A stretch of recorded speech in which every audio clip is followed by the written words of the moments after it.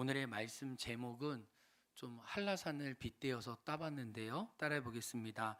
영적 응급 환자의 77%는 이때 발생합니다. 이게 무슨 말인지 좀 말씀드리려고 해요. 6년 전 한라산을 등반할 때인데요. 그 국립공원 관계자분이 저한테 이렇게 전단지를 나눠주셨습니다. 모든 분들에게 다 나눠주고 있었어요. 그 전단지가 정말 긴 한 장이었는데 그 내용이 뭐냐면 한라산을 쉽게 보면 안 됩니다라는 내용이었어요. 많은 분들이 올라가지만 올라간 대로 그대로 내려오지 못하는 경우도 정말 많이 있습니다. 그러니까 몸의 한계에 맞춰서 설정하라는 거예요. 너무 무리하지 말고 욕심부리면서 산행하지 마십시오가 결론이었어요. 제가 올라갈 때 어떤 마음에 나랑은 상관없어. 나 그래도 좀 준비했어 라고 생각했습니다. 저도 정상까지 정말 야심차게 올랐습니다. 그리고 내려오는 길에 올라간 대로 내려오면 되지 뭐 그게 뭐 그렇게 어렵겠어 라고 생각했는데 어려웠습니다. 올라가는 길보다 내려가는 길이 훨씬 더 많이 힘들었어요. 여기 한라산 저와 같은 심정으로 올라갔다 내려오신 분들 있죠. 어떤 분들은 죽을 뻔했다. 그래서 내 인생에 다시는 한라산이 없다라고 말한 청년도 있었습니다. 우리 반주하는 은서는 30분 올라갔다가 한 2시간 쉬었다가 30분 내려왔답니다. 자기 몸의 한계를 알고 갔어요. 근데 그때 은서만 그런 게 아닙니다. 저희 아내도 30분 올라갔다가 은서랑 담소 나눴다가 내려왔습니다. 정상에 올라간 사람들은 정말 죽자 살자 아이고 내 생에 다시는 나 한라산 안 올라갈게요 라고 말할 지경으로 우리 청년들도 실은 힘들었어요. 근데 작년 기준으로 보니까 하산할 때 이 응급 환자가 77%나 발생했다는 거예요. 오후 2시부터 4시까지는 267명 작년. 적은 게 아니에요 여러분. 그리고 오후 4시부터 6시는 이제 더 힘들 때죠. 그렇죠? 이제 늦은 시간이죠. 이때 응급사고가 287명 났다는 거예요. 합쳐보면 올라갈 때는 그렇게 다치지 않는데 내려올 때 다수 77%가 실은 고꾸라지거나 실족하거나 어디 넘어져서 이렇게 누구의 도움을 받아야 되는 일들이 정말 많다는 거예요. 이 한라산의 이 응급사고의 비율을 보면서 신앙생활도 실은 제가 임상적으로 보니까 정말 77% 거의 많은 경우 똑같이 넘어지는구나. 그때를 좀 이야기 나누려고 해요. 우리는 지난주 내 부르심의 자리를 지키지 못할 때 유혹에 취약한다고 했어요. 그렇죠? 유혹이 한 발짝 가까우는 지점이 내가 부르심의 소명의 자리를 지키지 못할 때라고 했어요. 오늘은 두 번째예요. 오늘은 내 시선을 지키지 못할 때 거기로부터 유혹이 더 자랍니다. 부르심의 자리를 떠날 때 유혹이 시작된다면 내 시선을 올바로 지키지 못할 때 유혹이 커지고 제 문턱을 넘어서는 일이 있다는 거예요. 오늘 좀 이 이야기를 나누려고 합니다. 따라합니다. 시선을 지키지 못할 때 유혹이 자랍니다. 우리 또 다른 말도 고백해 보겠습니다. 시선을 지키지 못하면 옆에 있는 분들에게 시신이 됩니다. 다시 한번 시선을 지키지 못하면 시신이 됩니다. 제가 타자를 치는데 시선을 시신이라고 쳤더라고요. 그걸 지울까 하다가 성령의 영감이었습니다. 시선을 못 지키면 시신이 되지. 2절 말씀 읽겠습니다. 시작. 저녁 때에 다윗이 그의 침상에서 일어나 왕궁 옥상에서 거닐다가 그곳에서 보니 한 여인이 목욕을 하는데 심히 아름다워 보이는지라. 여러분, 사무엘 상하의 기자는 창세기 3장에 타락이 시작됐던 하와의 시선을 견주어서 동일하게 이야기하고 있습니다. 심히 아름다워 보이더라. 먹음직하고 보화롭게 할 만한, 보암직하고 하나님께 지혜를 받을 만한 그런 그 열매구나라고 생각했던 것처럼 그런 탐심의 눈으로, 음욕의 눈으로 보게 되었던 것입니다. 여기서 우리가 알아야 되는 것은 죄는 몸으로 짓지만 그 시작은 눈인 경우가 많다는 거예요. 눈이 전략적인 요충지입니다. 우리 눈의 시선을 바르게 지키는 것과 우리 몸과 우리 영성을 지키는 것이 굉장히 연결되어 있어요. 그래서 실제로 이 세상은 보는 것의 전쟁이에요. 무엇을 사로잡을지, 무엇을 선택해서 볼지 굉장히 우리 영성에서 중요합니다.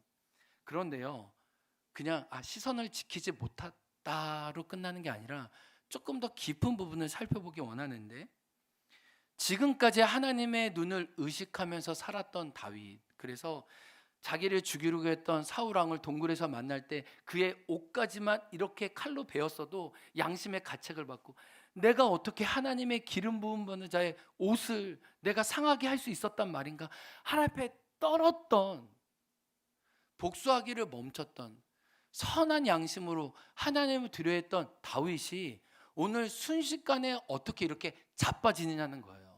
너무 신속해요. 자기가 가진 모든 것을 총동원해서 실은 죄를 짓고 있어요.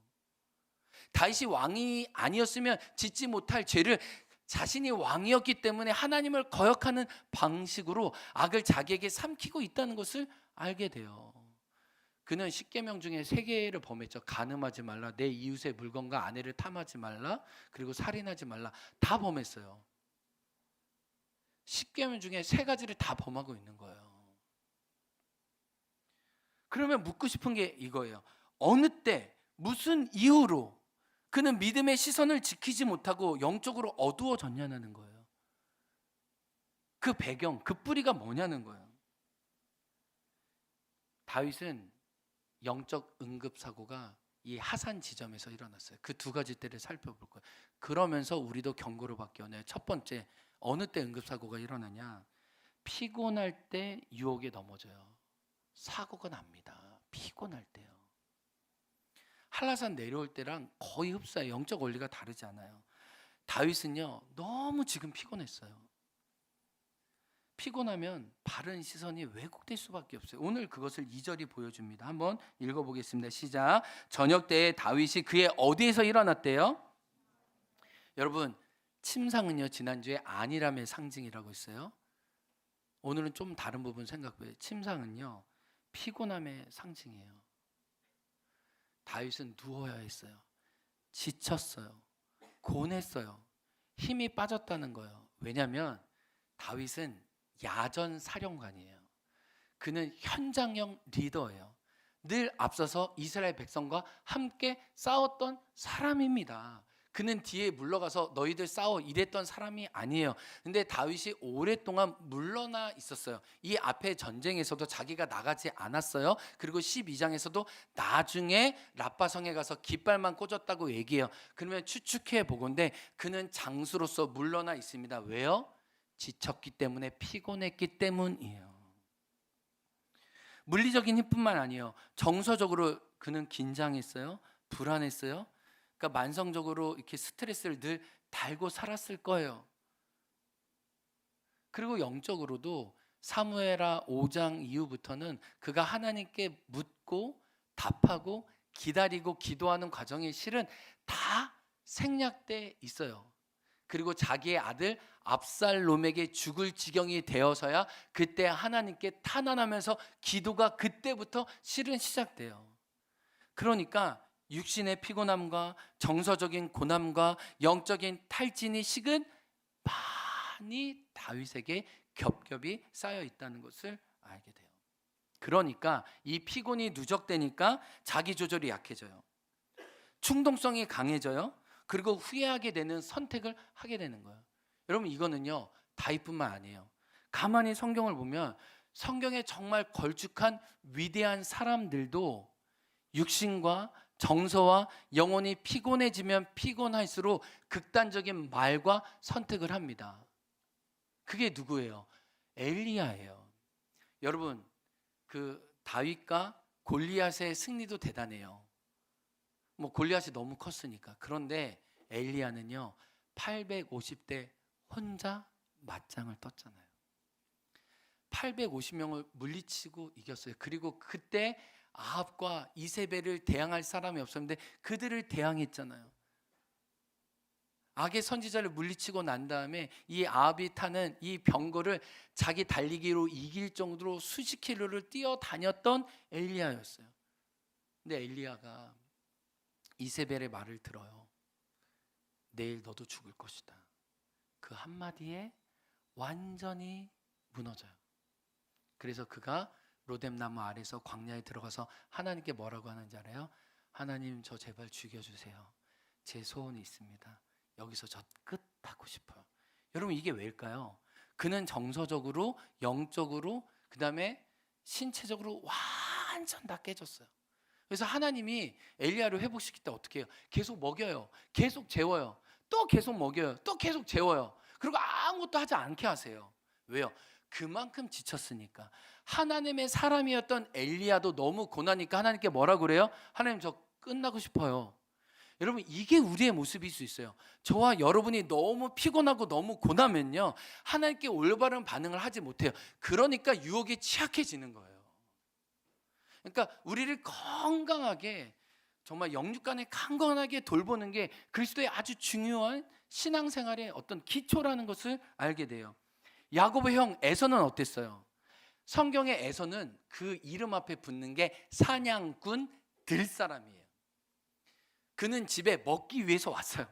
자기 위해 왔어요. 늘 사냥을 다니던 사람이었습니다. 사냥을 마치고 돌아왔을 때 성경은 그 에서를 표현하기를 이렇게 표현합니다. 에서가 심히 피곤했다. 이거는 피곤하다는 해석도 되고요, 배고프다는 해석도 돼요. 두 가지 번역이 다 맞아요.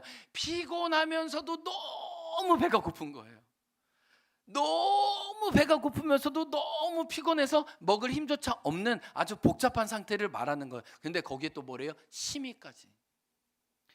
근데 동생 야곱이 이걸 노렸어요. 팥죽을 끓입니다. 근데 그 팥죽이 붉은 팥죽이에요. 그래서 에서의 이름이 불다라는 뜻이에요. 그 팥죽 이름이에요. 붉은 팥죽. 근데 그 냄새가 엄청 좋았어요. 오늘 예배 후에 여러분이 센터에 가면 버터떡의 향기가 여러분을 기다릴 거예요. 지갑을 막 자연스럽게 열게 될 거예요. 그 향기가 있잖아요. 먹고 싶은 게 있잖아요. 막 이렇게 빵이 우리를 부르잖아요. 예수가 우리를 부르는 소리, 그 음성 부드러워. 버터떡이 우리를 부르는 소리, 그 음성이 부드러워. 그래서 우리가 막 지갑을 열게 되고 막 마음을 열게 돼요. 너무 배고프면요, 막 그걸 사모해요. 그걸 간절히 원해요. 근데요, 그 붉은 것을 먹는 대가가 뭐였어요? 장자로서 받을 권리와 유산을 다 포기하는 거였어요. 그 당시 장자는요, 2배에서 4배까지 많은 유산의 몫을 받았어요. 그게 당연했어요. 근데 생각해 보세요. 팥죽 한 그릇에 자기 아버지에게 받을 유산의 2배와 4배 정도를 떼어줘야 했어요. 여러분, 왜 이런 선택을 했어요? 심히 피곤해서 조절과 판단력과 분별력을 상실한 거예요. 여러분, 그래서 막 배고프고 심히 피곤할 때 주님의 음성을 들으면 안 돼요. 우리가 건강한 상태에서 하나님의 뜻을 물어야 정상적인 판단. 왜냐하면 하나님은 데살로니가 전서 5장에 보면 우리의 몸과 영과 혼이 모두 다 온전하게 지켜지기를 원하세요. 근데 온전히 지켜지지 않는 상태에서 어떤 결정을 하면 반드시 후회합니다. 그래서 히브리서 12장에 보면 에서는 땅을 치고 후회했는데 회개할 기회를 얻지 못했다. 다시 장자의 명분을 얻고 싶어도 그 기회를 놓쳤다고 얘기하는 거예요. 너무 고났기 때문에, 너무 피곤했기 때문에, 너무 탈진했기 때문에 그가 선택을 돌리고자 했지만 다시 돌이킬 수 없었다는 거예요. 다윗도 예외 아니었어요. 엘리야도 예외 아니었어요. 에서도 예외가 아니었다면 저와 여러분도 예외가 아니에요.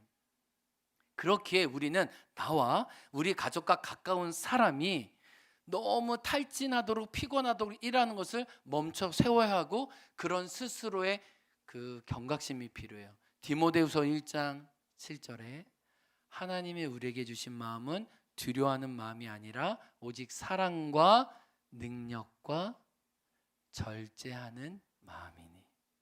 그쵸? 이 같은 원리를 먼저 좀 가족에 적용할 필요가 있어요. 우리 가족이요, 너무 예민하다, 까칠하다 이렇게 생각하면 안 돼요. 저희 아내가 저기 뒤에 있는데 저희 아내가 배고프면 예민해집니다. 그 순한 어린 양 같은 그분이 사자가 되고 호랑이가 될 때가 있어요. 그거는 제가 알아요. 배고플 때예요. 여러분은 안 그래요? 지난주 수요일 날 저희 아내가 이제 지금 교수도 하고 막 상담도 하고 진짜 또 학기 말이고 채점도 하고 또 개인적으로 해야 되는 또 중요한 일들이 있어서 정말 많이 바빠요. 하루에 한 끼 먹고 잘 못 먹을 때도 있어요.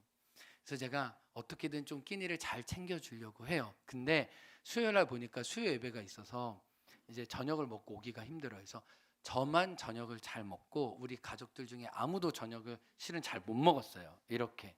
근데 제가 아침부터 예배 드리는 건 너무 좋지만 그 이후에 너무 배고프면 밤에 좀 분란이 일어나고 좀 이렇게 큰 시련 풍파를 당할 텐데 미리 준비를 해야겠다 싶어가지고 미래 목사님이 휴가 다녀오시면서 추자도 굴비를 선물해 주셨어요. 그래서 그걸 냉동실에 얼려놨다가 수요일 아침에 정신이 번쩍 드는 거예요. 오늘 저녁을 그때를 준비해야 된다라는 마음을 주셔서 이제 얼려놓은 걸 이제 해동을 시켜놓고 그리고 이제 먹을 수 있는 준비를 좀 해놨어요. 이렇게. 수요예배 끝나고 이제 9시에 올라가서 사람들 여러분 다 보내고 난 다음에 저는 또 다른 미니스트리 사역을 하기 시작했습니다. 가정 사역을. 근데 저희 아내는 그렇게 많이 먹진 않으니까 애들도 먹겠다 싶어서 굴비 4개를 구웠어요. 근데 추자도 굴비가 맛있대요. 진짜 식감도 좋고 쫄깃쫄깃하고 4개를 순식간에 다 먹는 거예요. 저 빼고 4명이. 진짜 깜짝 놀랐어요. 그래서 이건 아니다 싶어가지고 저도 먹어야 되니까 3마리를 구웠어요. 바로. 근데 3마리도 바로 다 먹었어요. 진짜 내가 먹을 게 없는 거예요. 그래서 3마리를 바로 또 구웠어요. 그래서 10마리를 다 먹었어요. 그 저녁에. 거의 저는 남은 거 발라서 먹는 수준으로 먹었어요. 근데 그렇게 10마리 먹으니까 가족의 웃음꽃이 피더라고요. 물론 살찌는 부담은 있지만은 이렇게 정서와 몸이 살아나면서 대화가 살아나는 걸 실은 봤어요. 여러분, 이렇게 우리는 서로를 또 나를 돌보는 방식이 필요해요. 우리가 어떤 분이 너무 아프고 힘들 때 그분을 위해 기도하고 또 정서적으로 돌보는 게 좋지만 우리 한국은 좋은 인사법이 있어요. 밥은 먹었어요? 그럼 여러분 우리 이때 정직해져야 돼요.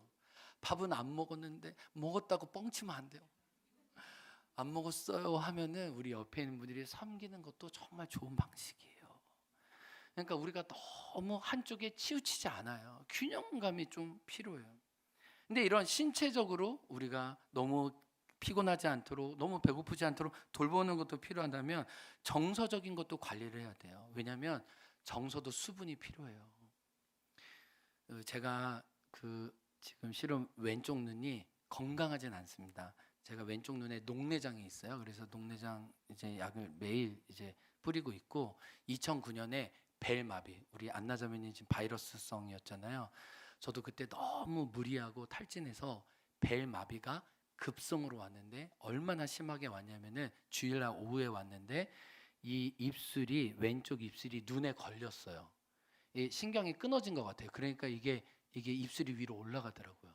그리고 침이 그 다음부터 급속하게 흘렀는데 너무 강하게 심하게 왔어요. 제가. 근데 치료를 잘 받아서 신속히 받아서 지금 멀쩡해요. 그쵸? 그런데 내상이 제 몸에 남아 있습니다. 밤에 잘 때 눈이 잘 안 감겨요. 제가. 네, 실은 이거는 제가 늘 달고 살아야 돼요. 죽을 때까지, 주님 날아갈 때까지. 그래서 저는 주님 날아가서 새 눈을 받기 원해요. 이게 왜냐면요, 이 여름이 실은 이게 쉽지 않아요. 이 에어컨 바람도 저한테 쉽지 않아요. 왜냐면은 저는 의도적으로 사람들이 건조하면 눈을 깜빡깜빡할 수 있는 기능이 있거든요. 근데 저는 눈을 깜빡깜빡해도 왼쪽 눈은 다 다치지 않아요. 그때 많이 건조해요. 많이 아파요. 그래서 여름에 더워서 이렇게 에어컨을 켜잖아요. 그러면은 막 건조해서 이렇게 바늘이 눈을 찔리는 것처럼 해서 제가 깜짝깜짝 일어나요. 그래서 너무 아프면은 막 안약을 여러 번 넣고 막 세수를 해요. 그러면 잠이 다 깨. 그러면 그 여름밤이 너무 고통스러워요. 2주 전에 너무 아파가지고 안과 갔습니다. 안과 선생님이 눈이 많이 상했네요. 딱 이렇게 각막을 보시고 이렇게 얘기를 하더라고요. 제가 너무 고통스럽습니다. 그래서 조금 안약 처방 많이 해주세요 라고 했는데 우리 선생님 그렇게 하지 마시고 안 연고 바르세요. 그래서 제가 요즘에는 밤에 안약도 충분히 뿌리고 눈에 이렇게 그 바르는 연고가 있어요. 그래서 눈을 이렇게 안 연고를 바르고 촉촉하게 해요. 그리고 요즘에는 이게 안대까지도 합니다. 세 가지를 다 하고 자요.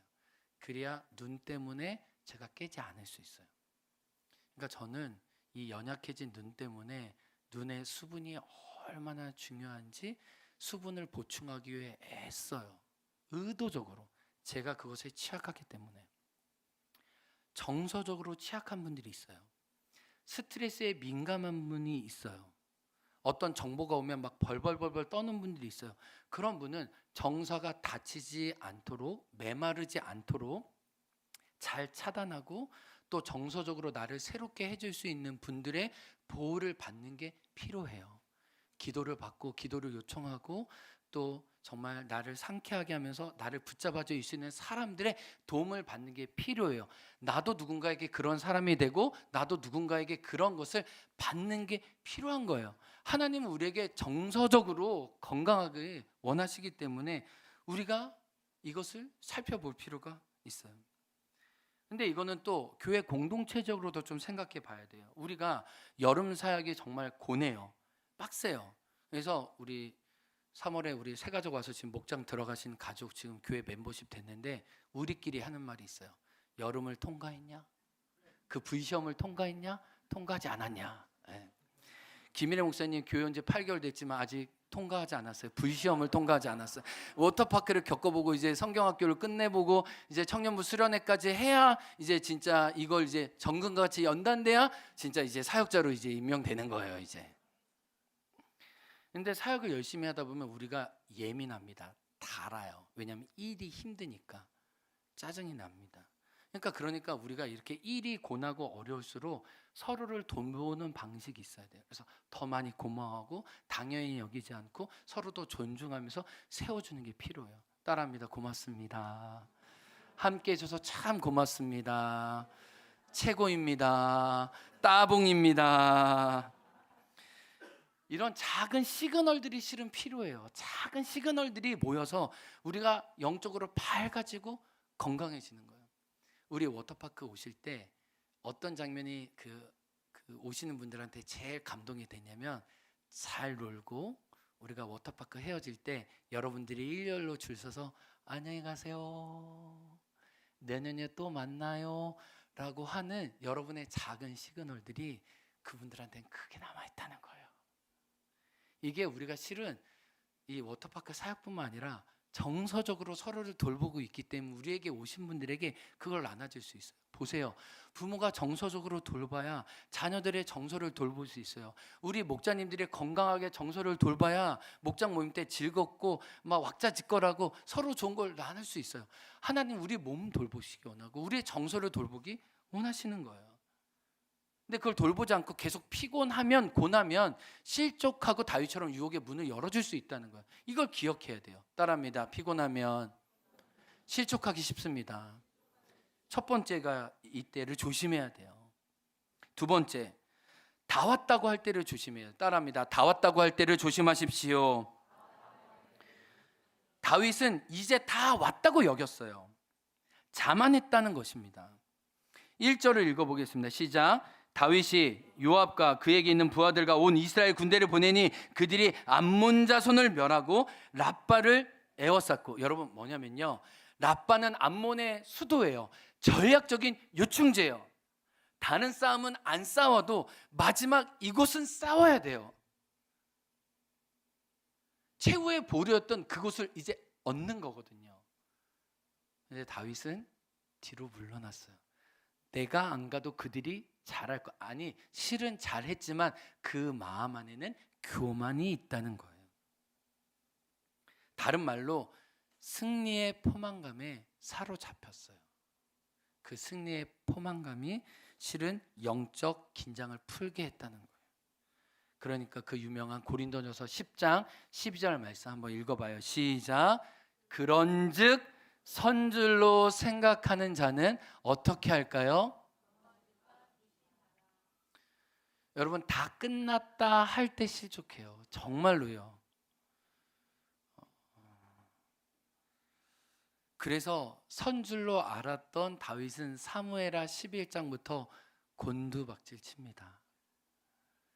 수치와 그 다음에 고통과 배반의 칼을 맞아요. 고개를 숙입니다. 죽은 개와 벼룩처럼 돼요. 이게 그의 안타까운 모습이에요. 선줄로 알았는데 넘어지게 된 거예요. 우리 베드로전서 5장 8절 말씀 읽겠습니다. 시작. 근신하라 깨어라 너희 대적 마귀가 무는 어떤 사자와 같이요? 우는 사자같이 두루 다니며 삼킬 자를 찾나니. 끝까지 근신하고 끝까지 깨어 있는 거예요. 사탄은 됐다 라는 말을 너무 좋아해요. 그렇다면 오늘 이 두 가지를 살펴봤어요. 그냥 시선을 놓쳤다가 아니라 시선을 놓치게 되는 지점이 너무 피곤했기 때문에 너무 승리의 포만감과 자만심에 사로잡혀 있었기 때문에 그의 시국이 왜곡됐다면 그 처방을 어떻게 할 거냐는 거예요. 유혹에 넘어가지 않기 위해 우리는 우리 자신을 어떻게 지킬 수 있느냐는 거예요. 다윗은 그의 회복을 통해 우리도 회복하고 건강해질 수 있음을 얘기해요. 그 답은 바로 안식입니다. 따라합니다. 안식할 때 강해집니다. 이건 너무 중요해요. 옆에 있는 분들에게 안식할 때 강해집니다. 한번 인사하세요. 시작. 다윗은요 많이 아팠어요. 많이 죄로 인해 고통을 당했어요. 회개하고 회복하면서 그가 지은 믿음의 시편들이 곳곳에 있어요. 그게 시편 3편이기도 해요. 압살롬에게 고통을 당해서 정말 수많은 사람들이 자기를 대적할 때 지은 시편이 시편 3편이에요. 그래서 시편 3편에 보면 뭐라고 고백하냐면 주님은 저의 방패예요. 저의 왕자와 저의 건의가 저를 보호한다고 했는데 세상이 다 압살롬에게 넘어갔어요. 주님, 당신이 저의 방패 되어주세요. 그리고 자기가 왕의 영광을 가졌다고 생각했거든요. 근데 뭐라고 고백하는지 아세요? 주님, 저의 영광은 당신뿐입니다. 그리고 지금 그가 고개를 숙이고 사경을 헤매고 있거든요. 뭐라고 고백하는지 아세요? 주님, 당신만이 저의 머리를 들게 하시는 분이십니다. 그가 실은 밑바닥에서 하나님께 회복의 여정을 나아가고 있어요. 근데 그 절정이 시편 131편이에요. 시편 131편은 다윗의 시라고 표제가 나와 있어요. 그리고 성전으로 올라가면서 하나님께 찬양과 기도로 그 영혼을 하나님께 드리고 있어요. 우리가 너무 잘 아는 말씀이에요. 주님, 내가 내 영혼으로 고요하게 하기를, 평온하게 하기를 어린 아이가 엄마 품에 젖을 먹고 그 품에서 쉬는 것처럼 제가 주님 안에 쉽니다 라고 성전에 올라가면서 안식을 누리는 자기 영혼을 고백하고 노래하고 있어요. 우리 새한글 성경으로 한번 읽어보겠습니다. 시작. 오 여호와여, 내 마음은 내 눈은 높지 않습니다. 나는 나서지 않습니다. 분에 넘치는 크고 놀라운 일들에는. 여러분 가만히 보세요. 사무엘하 11장에 보면 다윗의 마음은 건방졌습니다. 하나님 보실 때 매우 악했어요. 다윗의 눈은 매우 높았어요. 하나님의 설정하신 범위를 넘어서 나댔습니다. 그래서 분에 넘치는 크고 놀라운 일들을 자꾸 확대하면서 자기 팽창적인, 자기 주인적인 삶을 살았습니다. 그러니까 남의 주인이고 남의 아내를 자기가 취해도 아무런 문제가 없는 것처럼 우리아를 죽음에 내몰아도 아무런 양심의 가책이 없는 정도로 그렇게 교만하고 악하게 깨어졌다는 것을 이야기, 자기 고백이에요. 주님, 제가 이전에 얼마나 시건방졌는지, 얼마나 악한 폐역의 태도로 하나님께 나아갔는지 압니다. 회개의 고백이죠. 근데 그가 어떻게 고백해요? 2절에 자, 어떻게 고백합니까? 시작. 그러기보다 나는 어떻게 해요? 눕습니다. 그리고 어떻게 해요? 이 몸을 진정시킵니다. 읽어봐요. 마지막 줄 시작. 어머니 품 안에 젖된 아이처럼 이 몸 젖된 아이와 같습니다. 어미 품에 안겨있는 그 안식을 경험하는 거예요. 그러니까 우리가 피곤을 물리치고 교만을 물리치기 위해서는 어미 품에, 하나님 품에 잠기는 깊은 안식이 실은 저와 여러분에게 반드시 있어야 되는 거예요. 그래서 10계명 중에 제일 길고 제일 설명이 자세하고 가장 우리를 배려하는 말씀이 많은 계명이 안식하라는 제 5계명이에요. 여러분 10계명을 펼쳐보세요. 5계명의 안식하라는 거는요, 하나님과의 관계에 있어서도, 너와의 관계에 있어서도, 이웃과의 관계에 있어도 가장 필요한 게 안식이라고 하시는 거예요. 왜요? 피곤을 방지하고 또 우리의 교만한 눈을 낮추면서 몸과 영혼과 그 다음에 신체적으로 바르게 하나님 앞에 세워질 수 있는 게 안식이라는 거예요. 그래서 성경은 한계 안에 사는 안식을 중요시 여겨요. 범위 안에, 분수에 넘치지 말라고 그래요. 우리 로마서 12장 3절 말씀 읽어보겠습니다. 시작. 나에게 베풀어 주신 은혜를 힘입어 여러분 한 사람 한 사람에게 말합니다. 마땅히 그래야 할 정도에 벗어나 분수에 넘치게 생각하지 마십시오. 사도 바울은 명확히 얘기합니다. 분수에 넘치게 생각하지 말라. 고린도후서 10장 13절과 14절 너무 중요한 말씀입니다. 한계를 영어 성경 보면 5번이나 언급하고 있어요. 우린 두 구절만 읽어보겠습니다. 시작. 그러나 우리는 분수 이상의 자랑을 하지 말고 오직 하나님이 우리에게 나눠주신 그 범위에 무엇을 따라요? 한계를 따라하노니 곧 너희에게까지 이른 것이라. 여러분, 여러분의 몸과 정서적인 것과 어떤 영적인 범위를 넘어서는 일을 자꾸 벌리지 말라는 거예요. 한계 안에 살아야 여러분이 보존되고 꾸준히 갑니다. 사도 바울도 전도여행할 때 뭐라고 하냐면 하나님이 열어주신 범위 안에서만 사역했다고 얘기하는 거예요. 여러분, 저도 마찬가지예요. 우리도 마찬가지예요. 하나님이 설정해 주신 범위의 자리를 지키되 그 범위를 벗어나서는 안 돼요. 14절 읽어보겠습니다. 시작. 우리가 여러분에게까지 가서 그리스도의 복음을 전한 것은 무엇을 따라요? 한계를 벗어나서 행동한 것이 아니에요. 여러분, 그리스도인의 삶은 무한한 능력을 슈퍼맨처럼 되는 게 아니에요. 오히려 반대로 한계 안에 설정해 주신 범위 안에 살아가는 것을 배우는 거예요. 안식은 이렇게 한계를 받아들이는 사람이 누리는 축복이에요. 강정희 권사님 아멘 하셨습니다. 지난주 들어보니까 깻잎 500평을 하신대요. 와, 올리브 그라운드가 296평인데 깻잎밭이 500평이면 깻잎이 자라면은 여름에 얼마나 날아다니셔야 될까? 소노미처럼 이쪽 저쪽 돌아다녀야 할 텐데. 하나님이 우리에게 주신 범위가 내 신체적이고 영적인 거, 이거 한계를 넘어서는지 안 서는지 우리는 살펴봐야 돼요. 제가 사역할 때도 마찬가지예요. 여러분이 어떤 일을 벌일 때도 마찬가지예요. 그 지혜와 그 안식이 필요해요. 그러면 오늘 마지막으로 안식의 원칙과 안식의 방법을 생각해 볼게요. 첫 번째 안식의 원칙입니다. 이거는 그냥 기억해 두세요. 사진 찍어도 돼요. 안식의 원칙은 뭐냐면 내가 즐거우면서도 하나님이 즐거운 거예요. 다시 한번요. 내가 즐거우면서도 하나님이 즐거워하는 거. 안식은요, 여러분을 충전시키면서도 하나님을 흡족해 하는 거예요. 이걸 찾으세요. 여러분은 즐거운데 하나님 보시기에 괘씸한 건데 악이에요. 근데 내가 하나님을 섬겨야지 기도 10시간 하는데 여러분 몸이 탈진데 그거 하나님 그렇게 좋아하지 않으세요. 그러니까 여러분도 좋고 하나님도 기뻐하실 만한 그것을 튼튼하게 여러분 삶에 가져가세요. 그게 뭔지는 좀 생각해 보세요. 이게 원리예요. 그럼 방법을 생각해 볼게요. 제가 최근에 만난 목사님은 깊은 우울과 깊은 강박이 있어요. 정말.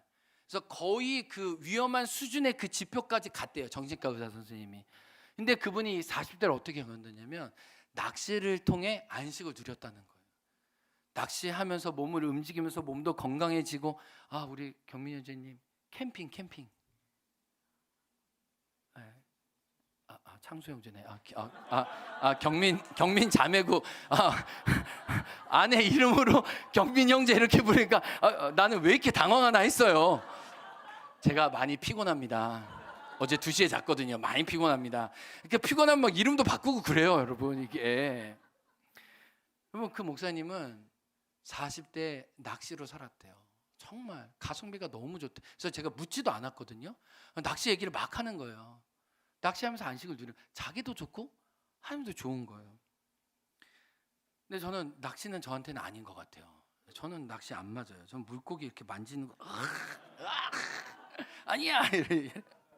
근데 저는 숲길을 걸을 때 너무 좋아요. 제가 주님을 만났던 몇몇 장소가 있어요. 뭐 삼다수 숲길이라든지 뭐 지미 오름이라든지 이런 곳이 그 자연과 함께 그때 주님과 불렀던 추억과 말씀과 동행이 저에게 있어요. 왜 그런지 봤더니 저희 아버님이 자연의 영성을 가지고 계셨어요. 그래서 제가 어렸을 때 아버님이 관악산에 가서 이렇게 기도하시고 말씀 보고 오셨던 게 생각이 나요. 어렸을 때는 우리 아빠 한량이다 생각했어요. 근데 그게 아니라 자기 영혼을 가꾸는 곳에 가셨던 거예요. 근데 제가 그게 맞아요. 그래서 이렇게 꼭 숲길을 못 가면 바다라도 보려고 해요. 바다로 일부러 걸어요. 왜요? 그 걷는 게 저에게 안식이에요. 여러분에게는 뭐예요? 우리 김일혜 목사님 계시잖아요. 우리 위례 목사님은 월요일마다 노영동에 가서 이렇게 그림을 그리세요. 그게 쉼이에요. 내가 좋아하면서도 근데 그 그림이 성화도 많이 있거든요. 그래서 우리 이은지 선생님 그 상품으로 교사 때 그거 막 베드로가 예수님 손 잡는 거 그거 막 경품으로 받았잖아요. 이렇게 얼마나 줘요. 나도 살아나고 하나님 너무 기뻐하시고 이런 것들을 여러분이 찾아라는 거예요. 그게 운동이 될 수 있고요. 그게 어떤 분은 뜨개질이 될 수도 있어요. 그게 어떤 분은 식물을 가꾸는 거일 수도 있어요. 그게 어떤 분은 드라마 보고 영화 보는 거일 수도 있고요. 정말 낮잠을 오래 길게 자는 것일 수도 있어요.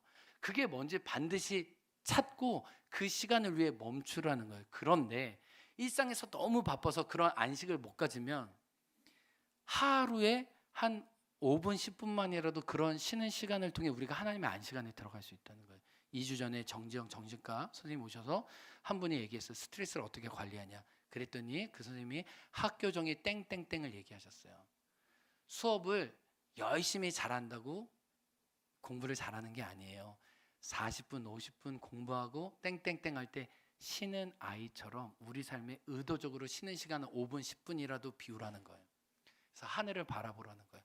감탄하는 거예요. 일상에서 하나님이 하시는 일들을 많이 보라는 거예요. 노을을 보고 파도 소리를 듣고 꽃들을 보고 이거 꽃 너무 예쁘죠? 이게 예배고 안식이란 거 잠깐일지라도 그런 시간이 우리에게 실은 필요한 거예요. 이런 안식을 찾으세요. 그래서 목장 모임 때 서로 물어보세요. 당신에게는 어떤 안식이에요? 이렇게 물어보세요. 오늘 마지막이에요. 다윗이 꼭 우리에게 누려야 한다고 말하는 안식이 있어요. 그 안식의 절정은 예배예요. 예배는 내가 무엇을 하는 게 아니에요. 내가 주님의 품에 안기는 거예요. 그래서 그는 하나님과의 관계가 회복되면서 뭐가 회복됐어요? 안식을 자기 삶에 든든히 가졌어요. 주님, 제가 오만하지 않습니다. 제가 분에 넘친 일 하지 않을게요. 그리고 그 일을 안 할 뿐만 아니라 그건 소극적인 거고 적극적으로 내 영혼으로 고요하고 평온해 하기를 내가 당신께 가서 쉽니다. 내가 젖대 나이가 어미 품에 있는 것처럼 저는 당신의 안식을 누립니다. 라고 고백하고 있어요. 이 여름 하나님의 안식을 누리는 우리 모두 되기를 축복합니다. 그 안식이 하나님의 품에 잠기는 거예요. 그 하나님 품 안에서 밝고 건강하고 강해지는 한 분 한 분 되시길 주의 이름으로 축복합니다. 우리 찬양하면서 하나님께 나아가겠습니다. 우리가 하나님께 나가는 것이 안식입니다. 우리가 기도하고 하나님을 바라는 것이 우리의 쉼입니다. 주님, 내가 주의 장막을 사모합니다. 주의 임재를 갈망합니다.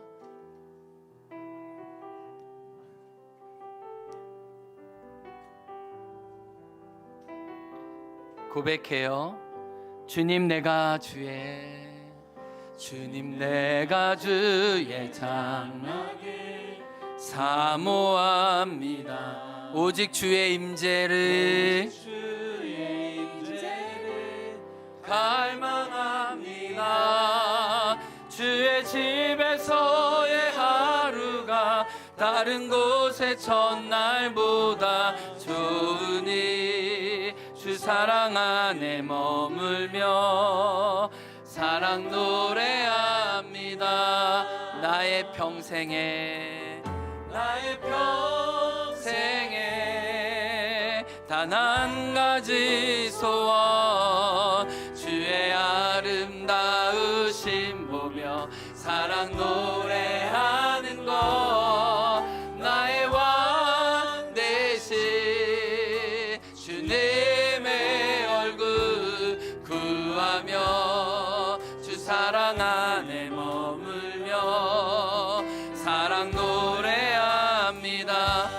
처음부터 고백해요. 주님 내가 주의 장막에 사모합니다. 오직 주의 임재를 갈망합니다. 주의 집에서 하루가 다른 곳의 첫날보다 좋으니 주 사랑 안에 머물며 주님께로 나아갑니다. 나의 평생에 단 한 가지 소원 나으심 보며 사랑 노래하는 것 나의 왕 되시 주님의 얼굴 구하며 주 사랑 안에 머물며 사랑 나의 평생에 내 주님 그렇습니다.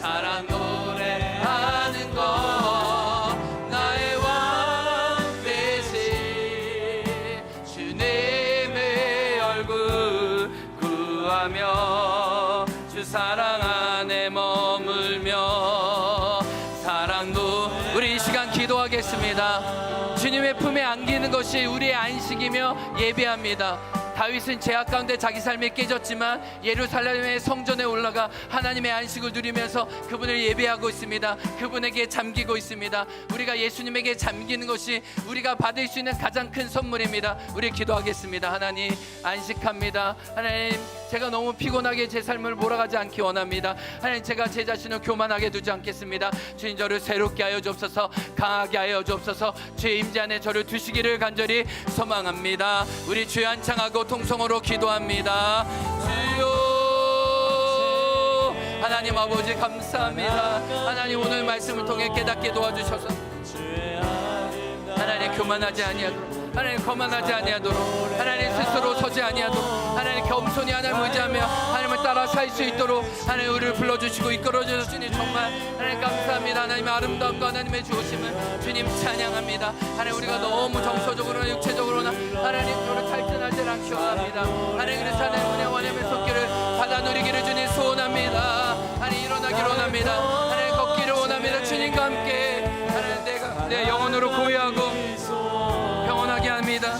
하나님 주님을 바랍니다. 하나님 주님을 바랍니다. 하나님 그 마음의 시온의 대로와 하나님 성소가 있기를 원합니다. 예 주님 오 주님 우리 다같이 일어나 고백합니다. 우리 두 손을 높이 들고 주님을 즐거워합니다. 주님의 품에 들어갑니다. 나의 평생에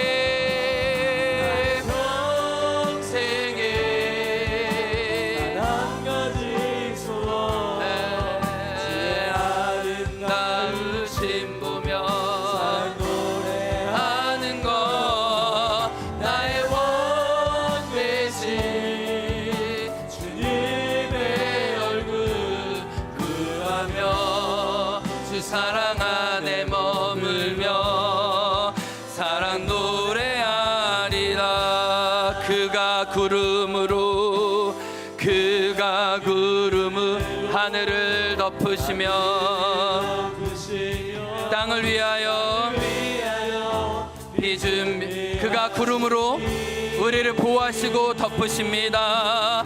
그가 구름으로 하늘 나를 위하여 비를 준비하시네. 준비하신 예루살렘아 예루살렘아 여호와를 찬송할지어다. 내 하나님을 내 하나님 감사함으로 그 앞에 나가며 주 임재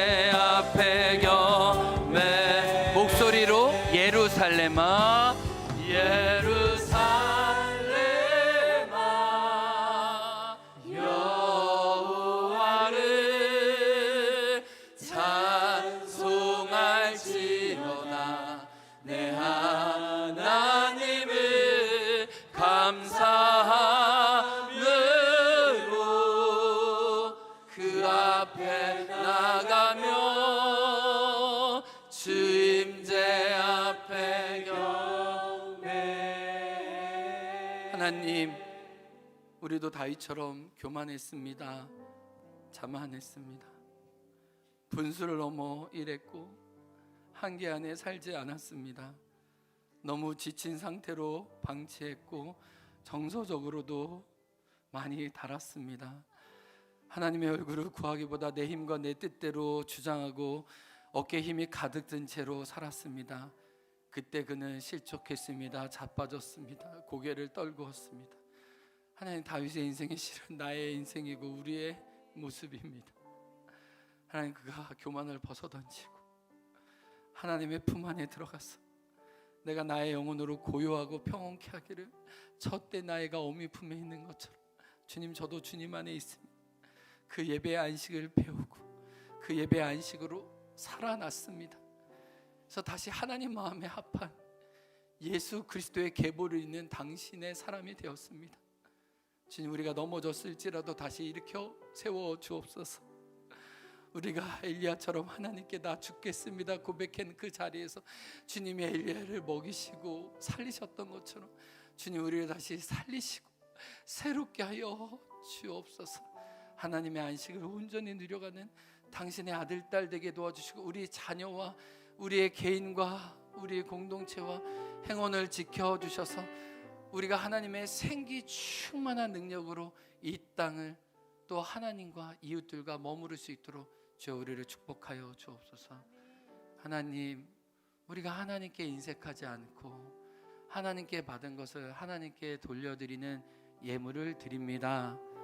이 예물을 축복하옵소서. 마음껏 사용하여 주옵소서.